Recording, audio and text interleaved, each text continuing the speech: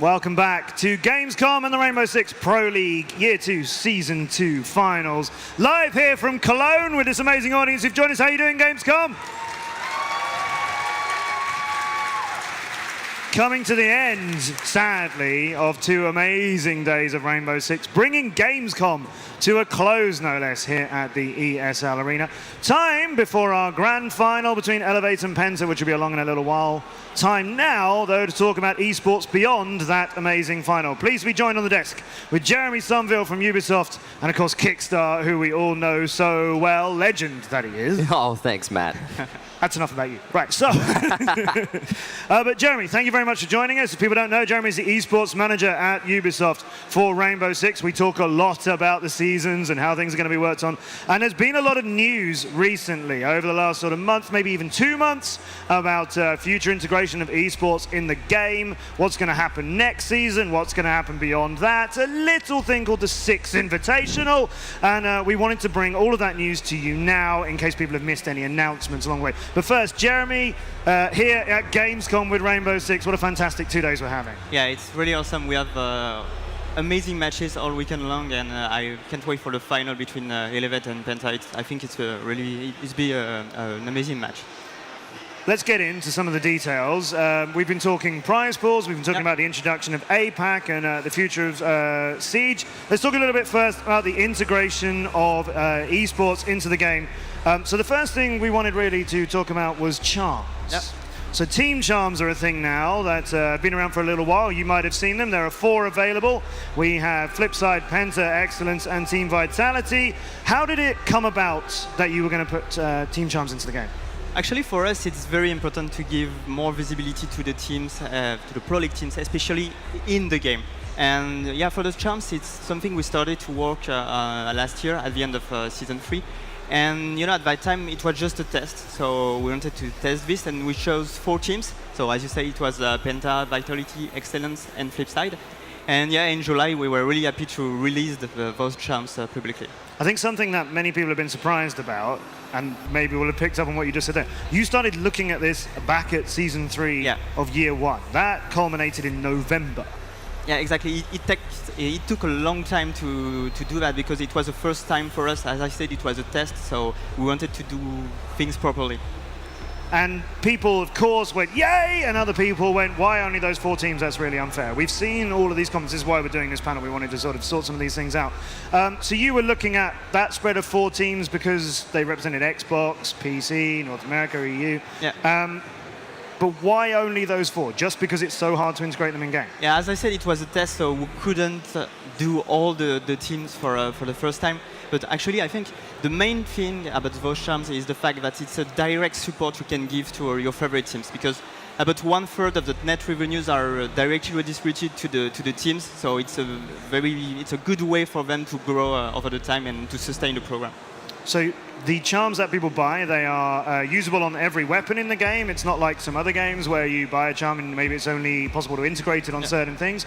These can be used on every weapon in the game, but the purchases of those charms actually directly support the teams involved. Yeah, exactly. 1/3 of the net revenue, so at the end of a season, it's very good for them. And people may not have realized they're going to be seasonal. So it's not just these 4 charms with more to be added later. These charms are going to drop out of the store.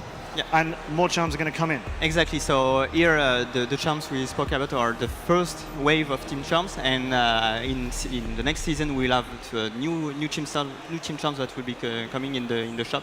So I'm really happy to announce that at the end of September you will be able to get the charms of NC, Onslaught, Supremacy, Millennium, and Elevate. Those are the 5 new charms coming to the Rainbow Six store. The next teams are going to be supported. Important to point out, though, if you've bought a charm for one of the 4 teams that are available now, that's yours. That's not going away. It's just you won't be able to buy them through the store. Exactly. It's just the window to buy them that is seasonal, but you will keep them forever. So 4 teams are in, 5 teams more are coming. Kix, I know you're not a pro player in an active team anymore. No. we still want to really call you a pro player because of how good you are. Not anymore. But as a player who's been on teams competing Right. in pro leagues and stuff, this is the sort of thing that teams have been wanting. Well, I mean, it's really awesome because it means that there's reason for organizations to actually start getting involved in the game. You know, right now we have a lot of highly competitive teams that aren't even represented by any organization, really. They're just like representing themselves. And giving this some small monetary incentive for, you know, people to start bringing it in is actually going to help the scene overall. So that's Charms, which many people are already perhaps familiar with. And if you're not sure what they look like, they're going to be running around in our final because Penta Sports have got them equipped, so you'll see them on Penta, and Elevate are getting them soon. So that's Charms. More esports integration in the game, though. I know this is a bit of a controversial topic right now, but we are going to address it a little bit now here at Gamescom. Let's talk a bit about playlists of maps. Yeah, exactly. So you may have heard about this. We will change the playlist, especially for the ranked playlist in the game. So actually, we want to do that because we want the ranked playlist to be more balanced and also reduce as much as possible the possibilities of randomness in the ranked playlist. So starting season 3, the ranked playlist will be only composed of the 9 most competitive maps of the game. So this is the maps you are seeing right now on your screen, and I think you know them pretty well because this is the competitive map pool we can see in the Pro League. So yeah, we are really excited to release that, and actually at the end of each season we will have a look at this playlist and we will see if we need to update this or not. For example, we may integrate or not the map from the previous DLC. So for this season, it's theme park. But theme park won't go in not straight season, away, but and future maps won't go in straight away. After a season, we will have enough data and feedbacks to see if it's a competitive map and if it can be integrated in the ranked playlist. So this is a really important thing to point out. So it's not that the Pro League are deciding this is going to be the map pool and that's the ranked playlist. You're going to look at data. Yeah, exactly. You're going to look at how people are performing on these maps, whether they're balanced, whether it's that kind of thing. It's a mix between opinion of players and pro players also, but of course of our data to see if it's balanced and competitive enough to be in the ranked. So if it doesn't go in straight away, it doesn't mean it's never going to go in. It doesn't mean it's just a casual map from the outset. For us, the rank mode is have competition in its DNA, so it's really important to have that kind of thing that is really not random and competitive enough. So that's the community leading the way then. Players will play on these maps, and the ranked playlist will be adjusted to accommodate what players are enjoying and what is most competitive, with a little bit of input from pros, and then that is what we will see in Pro League seasons. Okay. Exactly. And just before for the casual mode, I've seen, as you said before, a lot of feedbacks on Twitter, and as Justin said in the operational panel, this is something we'll look at when we're back in Montreal after the finals. Okay, so you are being heard. People are seeing what's going on, hearing people's feedback about the casual playlist and the ranks playlist. We care about all of this as ESL, UB, people like Kix and me. Like we all hear this stuff, and we, it's important. This game works because of its community. There's absolutely no denying that. But let's just clear up another point about this ranked playlist. So the community will, through its action, through its playing, determine what the maps are. Those are what we're going to see in Pro League. But ranked modes, they're not going to just be reduced to Pro League. No, it's not an eSport mode. Actually, we have some differences between the eSport mode and the rank mode. For example, the HUD is different, and also in ranked you can play the free game mode of the game. So secure area, hostage, and bomb. Right. But if you go to your matchmaking preferences and set the mode to bomb only, you will play obviously bomb only, and this will be the closest mode from the eSport mode. Okay, so the map pool will be reflected in the Pro League, but you can still play all the modes on it that you want to enjoy. Kicks. This is going to help us going forward in the Pro League. Well, I mean, the ranked map pool changing is, sure, it'll help us to an extent in the Pro League, but I think more importantly, it helps the fluidity of play inside of ranked. As an individual player, this is probably, from this coming update, my favorite change because it makes me want to play ranked more. Outside of competitive play, having had that X-Pro experience, is like, I don't really see much, I'm not incentivized to play ranked at all. And now that it's limited to the maps that I enjoy playing as a competitive player, because I understand that these are the more balanced ones, I think that it's going to bring a lot of more people like me into actually wanting to play ranked more frequently. I know there are a lot of people out there who avoid playing ranked at all costs and just stick to custom games because they want to play the maps that are in the Pro League.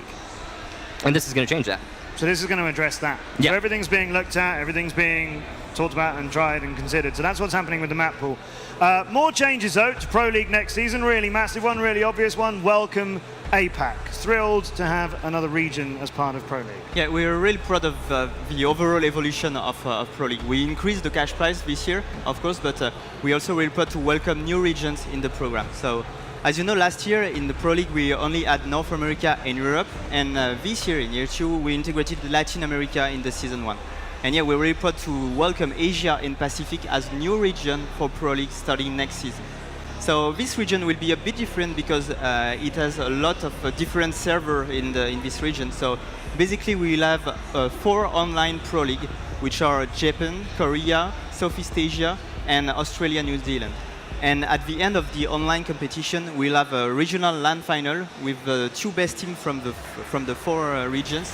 And the 2 best teams from this regional LAN final will be qualified in the Rainbow Six Pro League finals. So 2 from each of those 4 regions in Asia and Pacific will all go and meet at a LAN. That's going to be in Sydney, I believe. Yeah, it's in Sydney for the regional LAN finals. Yeah, so as and then you said, the top 2 teams from that will come and take 2 spots when we do the next Pro League finals. Yeah, and they will be able to compete against a team from North America, Latin America, and Europe. And as you said, it will be 2 teams per region, but it's something we want to do it for now. But if it appears that we need to balance the slot of the region, we may do that in the future based on the performances of each team from the region in the Pro League finals. So next Pro League finals, we haven't even put this one in the books yet, but next Pro League finals, we know it's the 18th and 19th of November, and we know it's in Brazil. Yeah. It's going to be 2 spots a region, but that isn't fixed for good forever. No. Regions are going to have to earn their places, and if a region is overperforming... Exactly. In the future, we may change that. Okay, all right. This is all happening quite quickly.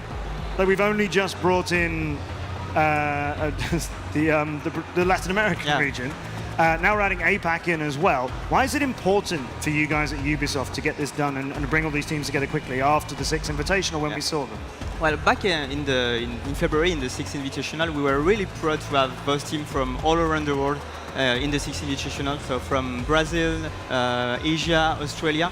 So for us, the next step was to integrate them in the Pro League to have a global program all over the year. And yeah, that's something we really wanted to do, and we're really proud to integrate this new region for next season. So we know how spots are going to be allocated for Season 3. Are there going to be any changes to format? This is a topic that comes up time and time again. I have a lot of conversations with the community about this, sort of picking ideas, who likes what. Some teams like this double elimination season that we're having to bring people to finals. Other teams preferred the round robin that we used to do. Any changes for Season 3? Actually, we have a lot of feedbacks for the format from the competitive player, but also from the community. And to be honest, this is something we really wanted to change for Season 3. But it's very difficult because Season 3 is the shortest season of the year, and we already have the APAC integration in the Pro League. So that's a lot of things. And actually, on the current format, it has its pros and its cons. For me, I think it's one of the only format that can allow us to broadcast all the games from the Pro League, and every single games are very, very important because it has a lot of stacks for the team. You can be eliminated in 2 games, so you have to be really at your best level to compete in the Pro League. But on the other side, I understand that players want to play more and have more chance to prove their skill against every single team of the league. So in a round robin where we all play. Exactly. Yeah. For example, this is something we'll look at for the future as well. But when you say Season 3 is the shortest season, that's because Season 2 wasn't extended in terms of play dates. It's because we're here at Gamescom, and it was like to bring the finals to Gamescom. That's mean the finals has happened a little bit later than when you may have scheduled it, which means Season 3 is in a tighter time frame. And with APAC coming in, there's a lot going on already. So Season 3 format will be the same as Season 2, but obviously, as you can hear, things may change in the future. This is what you need to know for Season 3. It will begin with the first play day on September the 18th, and it will build up to the finals between the 18th and 19th of November, live from Sao Paulo in Brazil. Absolutely thrilled to be going to see what the Latin American audiences can do, as well as the Latin American teams. But first date of next season is the 18th of September. We're going to put this season away soon. Oh yeah, it's almost close. Then we'll get into season 3. Then we'll wrap season 3 up at Sao Paulo. And then, I don't know, let's have a World Championship called the Six Invitational 2018. I'd quite like another one of those. Yeah. It was good. The last one was a whole lot of fun. So that's what's going to happen. After season 3, there's going to be another Six Invitational. You know a little bit about it, but let's remind you about it. This is the culmination of 14 months of Rainbow play, where it's not only been blood, sweat, and tears, but we've had fun along the way.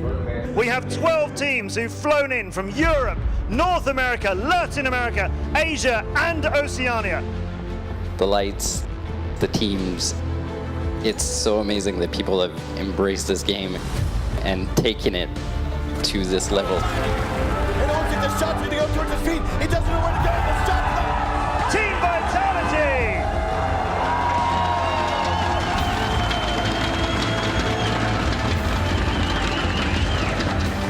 We're talking about community and giving a spotlight on our community that has been amazing over the past year, growing this game. From the bottom of our heart, we just want to take a moment to say thank you. Era versus Continuum for the PC World Championship. So this is a big grudge match going in here for both teams. He picks up a double, then picks up a third now, and it's King George alone against two. And you are world champion! That was an incredible contest, one that will live with me forever. I'm sure it'll live with everybody who was there, whether a player, whether anybody involved in putting that show on, or of course any of the wonderful people who came and joined us in Montreal. So many happy memories of the Six Invitational last February. And it is about community. It's not just a World Championships. It really was an opportunity to meet fans and have all those wonderful things that you were provided by Ubisoft as well, for people to see new content, but meet people and everything that happened, as well as fantastic competition. Kicks. Yeah. Such an incredible thing to be a Oh part yeah, the last Invitational, and you're right, the best part about it was just getting to meet everybody. I mean, you know, we're here at Gamescom, and this is amazing, by the way, seeing all these wonderful people, but the great thing about the Invitational is that it's all about Siege. Everyone there loves Siege, is passionate about it, and is interested in all of the teams. Whoever wins or loses is another thing that's great, is because if there's a French crowd and they're cheering on their French team and that team loses, it's still an uproar, it's still passion, it's because it's the love about the game. That's all that matters.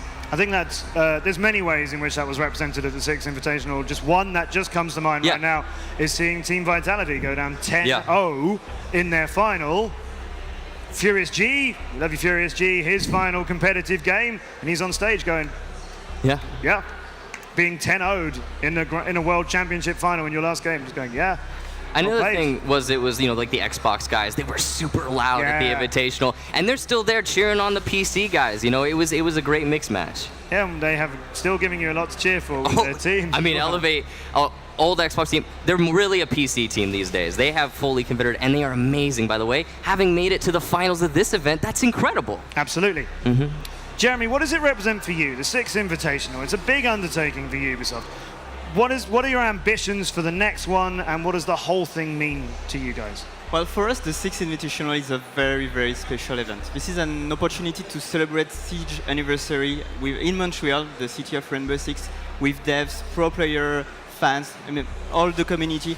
So yeah, this is really, really amazing. And this year, as it is the second anniversary of Rainbow Six Siege, we want to do this bigger and better. So we doubled the size of the venue, we increased the number of teams to 16, we increased the prize pool to $500,000. So yeah, that is very, very awesome. And actually, even with increasing these things, we want to keep the same atmosphere, the same mood in the event, as you said before. And because for us, it's one of the main parts of the event, the proximity between everybody in the community. That's really great. People will want to come. People are asking me all the time on Twitter, how do we get to the Six Invitational? When are tickets going to be on sale? I've been telling people Tickets are going to be on sale later. We've got other seasons to do yet. We've got to get through season 2. We've got an incredible season 3 culminating in Brazil. You could wait until later than that, but people want to come to these things, don't they? And people wanted to come and join us here at Gamescom, and we know lots of people couldn't get tickets because Gamescom, you know, it's quite big and quite busy. It's Gamescom. Sold out. Yeah. So people want to come to the Six Invitational. When are they going to be able to get tickets? Well, I'm excited to announce that you can book your tickets starting right now, going on rainbow6.com/6invitational. rainbow6.com/6invitational. Open that in another tab. Don't you dare close this one if you're watching us on stream. But rainbow6.com/6invitational. Your tickets to the Six Invitational between the 16th and 18th of February in Montreal are available on sale right now. That means I've been completely wrong by a matter of considerable months. Thanks. But no, thanks, because we need to get those things on sale because so many people want to be there. You can come and join us at the biggest Rainbow Six event there's ever been. Last year's was awesome. You're right. We want to keep it like that, but we want more people to come. So that's what's happening. And 16 teams are going to be there to watch as well. So this now begs the question, how are you allocating 16 places? We had 12 before. It's 16 now. How are those places being allocated, and how can people contend to try and get one for themselves? Well, for qualifying to the Six Invitational, we have several ways to qualify. The first one is through the Pro League. So basically, we have 3 seasons of Pro League this year. The 3 Pro League champions will be at the Six Invitational, meaning that Pentasports, who already won the first season, is already qualified. And as they are also in this weekend final, it's actually the runner-up of this final who will be in the Six Invitational as well. So Elevate is also qualified for the Six Invitational. Congratulations, Elevate. I don't think they knew. You're coming to the Six Invitational because you've just won a place as either champion of Season 2 or runner-up of Season 2. We'll find out soon. Then there'll be Season 3 culminating in Brazil. So and the champions of Season 3. Let's show you this breakdown again with all of these places because there's a lot of them to get through. So the champions of Season 1, Season 2 and Season 3 will all be going to the Six Invitational. Who else is coming? Well, actually, the Season 3 of Pro League, of Regional Pro League, will be very, very important because the 4 online champions, regional champions, will also be qualified for the Six Invitational. So meaning 1 qualified for North America, 1 for Europe, 1 for Latin America, and 1 for Asia and Pacific. So that's the team that tops each region prior to the finals on the 18th and 19th on of November. Season 3. So they're all coming. Community vote. Yeah, it will be a vote, so you, the fans, can decide to qualify your team for the Six Invitational. And then we'll also have 4 wildcards. Yeah, so that's exciting. You're not giving away too many details now about how wildcard is being decided on, but there is going to be a wildcard vote. So that's going to get another team through. That's only half of them. Got some more to do. Let's bring it back up. There's more to break down. Pro League champions, regional champions of Season 3. 1 community vote, 4 wildcards, and 4 online qualifiers. Yeah, so 4 wildcards, once again, it will be something we will detail much more later, and 4 online qualifiers because we always want the Six Invitational to be an open competition, so everybody can have a chance to take part in this competition. So yes, once again, there will be 1 qualifier per region for the Six Invitational. 16 teams in the biggest Rainbow Six tournament to date. After so many happy memories of last one, yeah, we're going to do it again, and we're going to do it bigger, and we're going to do it hopefully with you there as well, whether it's in the audience or whether it's competing. This is exciting stuff, isn't it, Kix? Because pro-level teams want to be there, but if there are people watching now and thinking, oh, I'm like me and my boys, want to compete for something, you can come. So exactly that. It's the best part about this is that it is open. There are open qualifiers. There's even a community vote. And because of that, if you feel like you have the potential to play at this level of Rainbow Six Siege, you can just go and do that. You can participate in those open qualifiers and make your way here. And I think that's wonderful because it opens up the playing field for new players to usher themselves into Rainbow Six Siege competition. If you make it to the Invitational through the open qualifiers and you have a good showing, maybe even make it past the first bracket, then that is saying to the world that you as a team and all your friends are capable of making it at this level of play.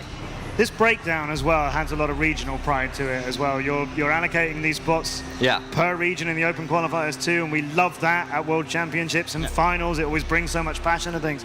So that's how it's working. 16 teams will be at the Six Invitational, and tickets are on sale now for rainbow6.com/Six Invitational. That's where you can buy yours to join us in Montreal between the 16th and 18th of February. That hopefully has cleared up a lot of things, brought a lot of news together in one place, and obviously revealed some stuff that nobody knew before. Now, people are going to want more info. They're going to be like, okay, so when are the open qualifiers on and how do I get into them? It is 6 months away. We're only halfway through year 2. We're just coming, still in the middle of the end of season 2's finals. So all of this stuff is coming in due course. Obviously, people are going to find out, but not just yet. So just squat up and practice. The good thing about it being 6 months away is that means you have exactly so much time to practice. You can just start working right now and then make your way here in 6 months. Alternatively, if you don't want to play there, but you want to come along and make some noise, like we are getting a lot of here at Gamescom, and we're very pleased for it, you need to get your tickets. Rainbow6.com/Six Invitational. Did I mention it? Yeah, a few times. So that's exciting stuff. Thank you very much, Jeremy, for helping us explain all of this. Hopefully that's cleared up some things the community were wondering about. Keep the feedback coming, though, because you guys appreciate it, use it, and it affects what you do with Siege. Yeah. It can be in esports or in the game. We always look at the feedbacks from the community, and we are really happy to address them as much as possible. I think everybody knows Siege is on this upward curve, both as an esport and as a game with 20 million registered players now. It's free weekend. If you're joining us this weekend, welcome to Siege. I'm sure you'll be with us for a long time. We hope you are. And if you've got friends who aren't playing Siege, it's free weekend. Get them in here. Thank you, Jeremy. I now need to ask you, who's going to win this? Well, this is really complicated because... this is our job. Yeah. That's what we do. Well, I think we'll have an amazing final, of course, but I'm really, really impressed by what Elevate have done so far, because they're coming from Xbox. They qualified in the Pro League finals for the first time last season. Now they're in the grand final of Pro League. Yeah, that's really amazing, but they will face Penta, that is just incredible this year. So I think Penta has an advantage, but don't underestimate Elevate because they're a growing team for now. Kix, go on, give me a one-word prediction from you. You're going to have lots of time to explain it when you're casting. Who's taking it, do you know? Or is it just too hard to call? It's way too hard to call. It's way too hard to call. I would honestly, I would have to say, based on experience, based upon what we've seen here tonight, I would say that Penta should win. I think that they have what it takes to lock it out. However, and this is the thing, Elevate has been showing us today specifically some next level play, and having been able to talk to them, they are on point. Their communication is better than it's ever been before, and they are definitely ready to win this event. So I think if anyone's going to usurp the throne from Penta, it's going to be Elevate today specifically. Elevate against Penta, our grand final at the end of Rainbow Six Pro League Year 2, Season 2, with lots of exciting stuff to come in Season 3, and heading up to that Six Invitational, rainbow6.com/Six Invitational. Let's get on to some more action then. Thank you, Jeremy. Thank you, Kix. You go to your booth. Jeremy will come and shake hands and meet more people here at Gamescom. There's a lot of that going on. Grand finals time, Elevate against Penta time, coming up next.